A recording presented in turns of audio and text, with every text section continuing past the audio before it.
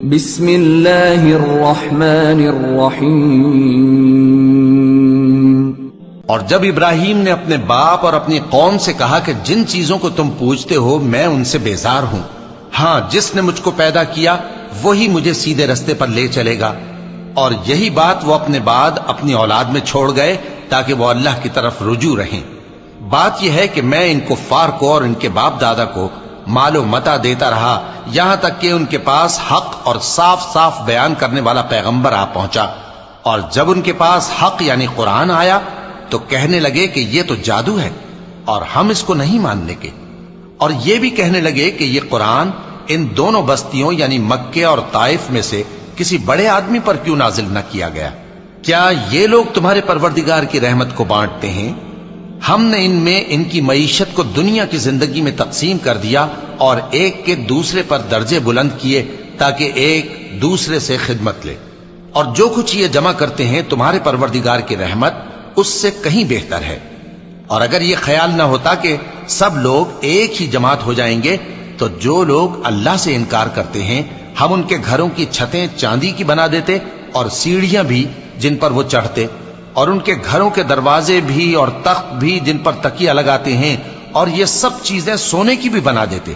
اور یہ سب دنیا کی زندگی کا تھوڑا سا سامان ہے، اور آخرت تمہارے پروردگار کے ہاں پرہیزگاروں کے لیے ہے۔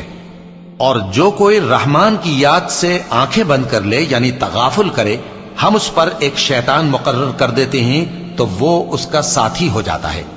اور یہ شیطان ان کو رستے سے روکتے رہتے ہیں اور وہ سمجھتے ہیں کہ وہ سیدھے رستے پر ہیں،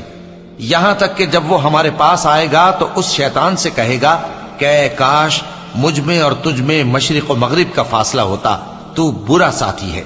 اور جب تم ظلم کرتے رہے تو آج تمہیں یہ بات فائدہ نہیں دے سکتی کہ تم سب عذاب میں بھی شریک ہو،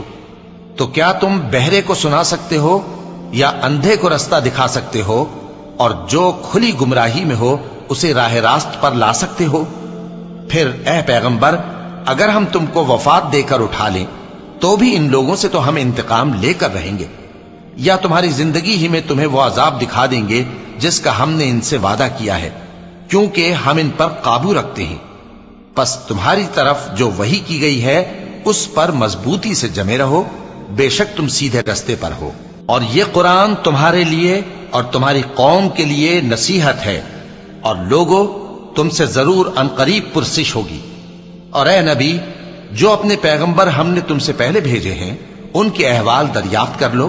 کہ کیا ہم نے رحمان کے سوا اور معبود ٹھہرائے تھے کہ ان کی عبادت کی جائے؟